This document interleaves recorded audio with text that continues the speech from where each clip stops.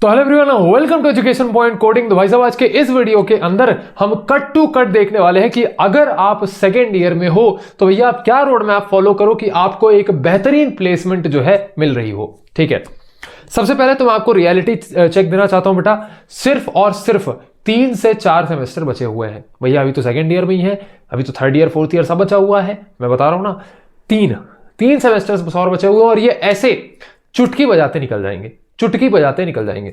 सबसे पहले देखो, अगर आप अभी थर्ड सेमेस्टर में हो, ठीक है, क्योंकि ये प्राइमरीली वीडियो मैं फोर्थ सेमेस्टर वाले बच्चों के लिए बना रहा हूं, लेकिन पहले थर्ड सेमेस्टर वालों की बात कर देते हैं। अगर आप थर्ड सेमेस्टर में हो और आपने कोडिंग शुरू नहीं की है तो सबसे पहले बेटा एक लैंग्वेज पकड़ो और लैंग्वेज के साथ आप अपना डीएसए शुरू कर दो। मतलब थर्ड सेमेस्टर के अंदर आपका डीएसए के जितने भी कॉन्सेप्ट्स हैं, मैं प्रैक्टिस की बात नहीं कर रहा हूं, मैं लीड कोड वगैरह के क्वेश्चंस की बात नहीं कर रहा हूं, जितने भी आपके डीएसए के कॉन्सेप्ट होते हैं वो आपके पूरे खत्म हो जाने चाहिए। और एक सेमेस्टर के अंदर ये खत्म करना कोई बड़ी बात नहीं है। जहां से भी आप पढ़ोगे, अभी मेरा बैच नहीं आया है डीएसए का, मेरे ख्याल से जून के आसपास शुरू होगा। भैया आप कहीं से भी पढ़ो, वो आपको पहले लैंग्वेज पढ़ाएंगे और बाद में आपको डीएसए कराएंगे। ठीक है भैया, ये चीज हमें समझ में आ गई। थर्ड सेमेस्टर के बाद अब हम प्रॉपर बात करते हैं फोर्थ सेमेस्टर की। थर्ड सेमेस्टर में अगर हो आप ये चीज कर सकते हो, ठीक है। अगर हम बात करें फोर्थ सेमेस्टर की, तो एक ऐसा बच्चा जो कि फोर्थ सेमेस्टर में है, तो बेटा आपको प्राइमरीली डेवलपमेंट पे फोकस करने की जरूरत है। भैया हमने तो अभी तक एक लैंग्वेज भी नहीं सीखी है, क्या करें? एक लैंग्वेज भी नहीं बनती है अभी तक, हमें क्या डेवलपमेंट में डायरेक्ट घुस जाए? तो मैं कहता हूं हाँ ठीक है। अब कोई आपको बोलेगा कि भैया डीएसए ज्यादा जरूरी है, पहले लैंग्वेज सीख के आप डीएसए करो। कोई आपको बोलेगा कि भैया डेवलपमेंट। मैं भैया इस आदमी के साथ हूं। क्यों? समझो। फिफ्थ सेमेस्टर के अंदर तुम्हें चाहिए होगी इंटर्नशिप। ठीक है भैया, बिल्कुल फिफ्थ सेमेस्टर के अंदर हमें इंटर्नशिप चाहिए होगी। अब इस इंटर्नशिप के लिए आपके पास होना चाहिए एक रेज्यूमे। अभी रेज्यूमे की गलती थोड़ी स्पेलिंग थोड़ी गलत हो गई है, कोई बात नहीं। आपको चाहिए बेटा एक रेज्यूमे, और रेज्यूमे के अंदर आप डालेंगे प्रोजेक्ट्स। प्रोजेक्ट्स कहां से आएंगे? डेवलपमेंट से आएंगे। तो फोर्थ सेमेस्टर का बच्चा, आप बेटा ये पूरा का पूरा एक सेमेस्टर सिर्फ और सिर्फ आप डेवलपमेंट में लगा दो। इसके फायदे में गिराता हूं। सबसे पहला फायदा कि आप कोडिंग से प्रॉपर इंटरेक्शन कर पाओगे। डीएसए कई बच्चों को बोरिंग लगता है शुरू करने में, और अगर आप एक ऐसे बच्चे हो जिसने फोर्थ सेमेस्टर में अभी तक कोडिंग शुरू नहीं करी है, मतलब आपको भी कोडिंग बोरिंग लगती है, तो अगर आप डेवलपमेंट से शुरू करते हो, सबसे पहले आपका कोडिंग में इंटरेस्ट बनना शुरू हो जाएगा। ठीक है भैया, चलिए दूसरी बात ये कि अगर आप डेवलपमेंट करते हैं तो भैया फोर्थ सेमेस्टर के अंदर ही बीच सेमेस्टर से ही आप हैकेथॉन्स में पार्टिसिपेट करना शुरू कर देंगे। अब ये वीडियो मैं बना रहा हूं हैकेथॉन्स के लिए, एक इंडिविजुअल वीडियो मैं आपके लिए लेकर के आऊंगा इसी चैनल पर, तो भैया चैनल को आप सब्सक्राइब करके रखिए। हैकेथॉन्स आप पार्टिसिपेट करना शुरू कर देंगे तो आपके पास एक इन हैंड एक्सपीरियंस आ जाएगा।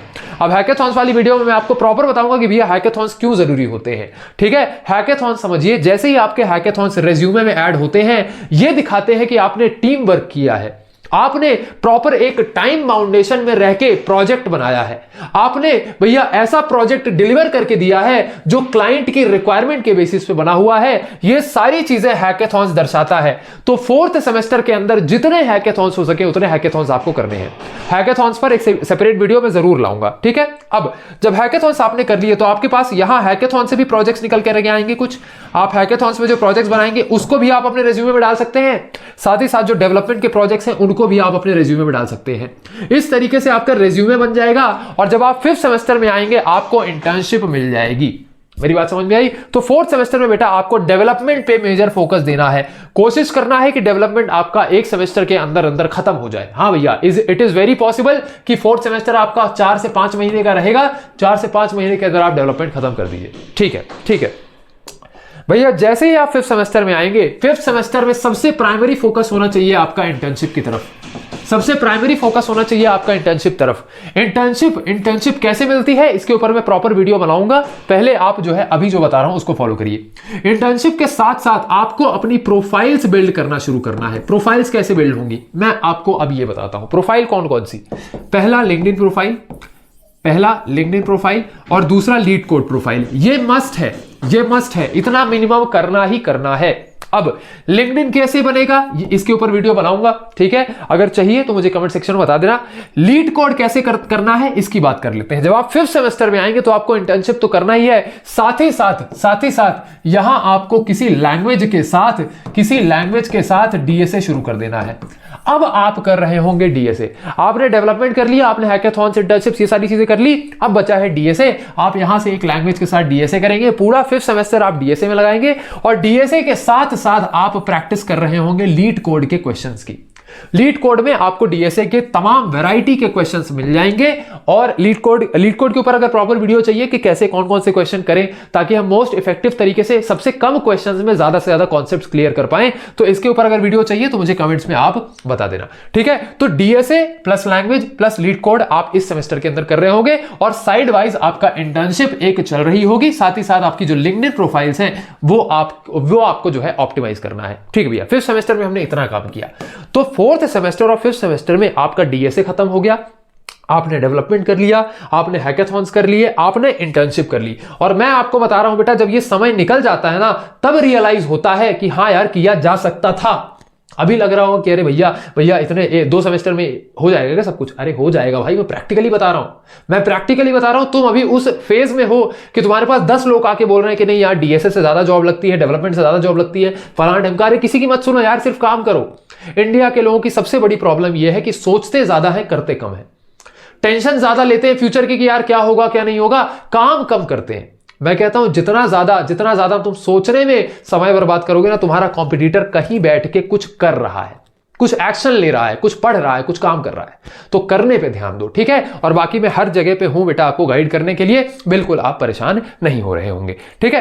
5th सेमेस्टर के बाद जब आप 6th सेमेस्टर में आएंगे तो 6th सेमेस्टर के अंदर बेटा ये कुछ सब्जेक्ट्स होते हैं जो कि आपके प्रॉपर कोडिंग राउंड्स के अंदर और इंटरव्यू राउंड्स के अंदर पूछे जाते हैं। जो इंटरव्यू एचआर राउंड्स होते हैं और जो आपके कोडिंग राउंड्स होते हैं उनके अंदर इन सब्जेक्ट्स के ऊपर क्वेश्चंस पूछे जाते हैं। एप्टीट्यूड एंड लॉजिकल रीजनिंग का इसका प्रॉपर टेस्ट होता है, समझे। तो इसके ऊपर आपको मेजर ध्यान देना है। 6th सेमेस्टर के अंदर मैं बता रहा हूं, 6th सेमेस्टर में आपको एप्टीट्यूड रीजनिंग और लॉजिकल रीजनिंग इसके ऊपर मेजर ध्यान देना है। उसके अलावा 1 2 3 4 5 टोटल 5 सब्जेक्ट्स को जो है आपको पढ़ना है। ये पांचों सब्जेक्ट आप अपने यूनिवर्सिटी एग्जाम्स के टाइम पर भी पढ़ रहे होंगे। आपको सभी कॉन्सेप्ट्स को जो है रिवाइज करना है, ठीक है। जैसे ऊप्स हो गया, 3rd सेमेस्टर में आपने ऊप्स पढ़ा, मे भी हो सकता है इस सेमेस्टर में या नेक्स्ट सेमेस्टर में आपने डीबीएमएस पढ़ा। ओएस ऑपरेटिंग सिस्टम आपका इस सेमेस्टर में होगा। 6th सेमेस्टर में आप कंप्यूटर नेटवर्किंग पढ़ रहे होंगे। तो ये सभी आपके सेमेस्टर के सिलेबस में ही है, बस आपको क्या करना है, इनको थोड़ा ज्यादा डेप्थ में पढ़ना है, ठीक है। चलिए ये चीज हो गई। 6th सेमेस्टर में आपको ये सब्जेक्ट्स कवर करना है। ये सब्जेक्ट्स कहां काम आएंगे भैया? आपके कोडिंग राउंड्स में और प्लस आपके इंटरव्यू और एचआर राउंड्स में काम आ रहे होंगे। अब नेक्स्ट आता है भैया 7th सेमेस्टर और भैया आपका 8th सेमेस्टर। देखो 7th सेमेस्टर और 8th सेमेस्टर, 7th सेमेस्टर की स्टार्टिंग में ही आपकी कंपनीज ऑन कैंपस आना शुरू हो जाएंगी। अगर आप एक ऐसे कॉलेज से आते हो जहां उतनी कंपनीज नहीं आती हैं, तो बेटा आप अपने शहर के अंदर देखो कि कौन से कॉलेजेस हैं जो भैया प्लेसमेंट्स को ओपन रख रही हैं। कई कॉलेजेस होते हैं जो क्या करते हैं कि बाहर के बच्चों को भी अलाउ करते हैं, या कोई कंपनी हुई किसी स्पेसिफिक कॉलेज में गई तो वो अलाउ करती है कि दूसरे कॉलेजेस के बच्चे भी आके प्लेसमेंट में बैठ पाए, क्योंकि उनको उस शहर के सबसे बेस्ट बच्चे चाहिए होते हैं, ठीक है। तो आप ऐसे कॉलेजेस को देखो, आइडेंटिफाई करो कि कहां पर मैं जाके बैठ सकता हूं और वहां भैया अपना रिज्यूमे लेकर के आप पहुंच जाओ। तो इस तरीके से 7th सेमेस्टर के अंदर आपको प्लेसमेंट में बहुत ज्यादा ध्यान देना है। और अगर आपने अभी तक का रोड मैप पूरा फॉलो किया है तो 7th सेमेस्टर में इतनी मेरी गारंटी है कि आपको प्लेसमेंट में दिक्कत नहीं होगी। ये जो बच्चे होते हैं ना कि भैया बीटेक करने के बाद घूम रहे हैं, जॉब नहीं मिल रही है, अभी ये वही बच्चे हैं जिन्होंने सिर्फ सोचते सोचते पूरा टाइम निकाला है। सिर्फ सोचते सोचते कि डेवलपमेंट कर लें, डीएसए कर लें, डेवलपमेंट कर लें, डीएसए कर लें। मुझे एक चीज बताओ, 4th सेमेस्टर में आ गए हो, अभी तक सोच ही रहे थे ना, अभी तक तो सोचते सोचते ही निकल गया है। डीएसए में ज्यादा स्कोप है, डेवलपमेंट में ज्यादा स्कोप है। अबे एक साल के अंदर दोनों किया जा सकता है, तो क्यों सोचे? कोई भी पहले उठा के कर लो ना, कोई दिक्कत नहीं है। कोई दिक्कत नहीं है, बस मैंने आपको बेस्ट और बेस्ट ऑप्टिमाइज्ड सोल्यूशन बताया। ठीक है, तो 7 सेमेस्टर के अंदर अगर आपकी प्लेसमेंट लग जाए तो मैं अपना एड्रेस जो है वो कमेंट में डाल दूंगा, एक मिठाई का डब्बा भेज देना। अरे भैया क्या कर रहे हो, मिठाई का डब्बा काहे मंगा रहे हो, पैसा रुपया नहीं, अभी प्लेसमेंट तो लगने दो। ठीक है भैया, प्लेसमेंट लगने के बाद एक मिठाई का डब्बा खरीदना, अपने माँ बाप का मुंह जो है मीठा कराना, और 8 सेमेस्टर के अंदर कोई बढ़िया सी लड़की पटाना और लेके भैया मनाली चले जाना, मनाली घूमना, बढ़िया दार्जिलिंग घूम आना, बहुत अच्छी अच्छी जगह है। 8 सेमेस्टर में जब आपकी प्लेसमेंट लग चुकी है तो अब आप फाइनली फ्री हो चुके हैं। अब जो बच्चे सोच रहे होंगे ना भैया इंटर्नशिप का रोल यहाँ कहाँ पे आता है, कई बार क्या होता है जब आप जिस स्टार्टअप में जिस भी, अबे इतना लड़खड़ा क्यों रहा है साले तेरी, तो जिस भी जगह पर तुम इंटर्नशिप कर रहे होगे, कई बार ऐसा होता है कि अगर आपका काम वहां पसंद किया गया तो वही कंपनी आपको एक प्लेसमेंट ऑफर कर देती है। इंटर्नशिप 3-4 महीने की होती है तेरे मतलब आपके हिसाब से 3-4 महीने की आपकी इंटर्नशिप हुई, इंटर्नशिप के बाद वो आपको प्री प्लेसमेंट ऑफर दे देती है। प्री प्लेसमेंट ऑफर का मतलब क्या होता है कि इंटर्नशिप में उनको आपका काम इतना पसंद आया कि वो अब आपको प्लेसमेंट देना चाहती है, वो आपको कंपनी में फुल टाइम जॉब देना चाहती है। तो वहां पे कोशिश करना है कि इंटर्नशिप में आपको पीपीओ मिल जाए। ठीक है, तो ये कहानी है पूरी भैया सेकेंड ईयर रोड मैप की, ये फॉलो करो।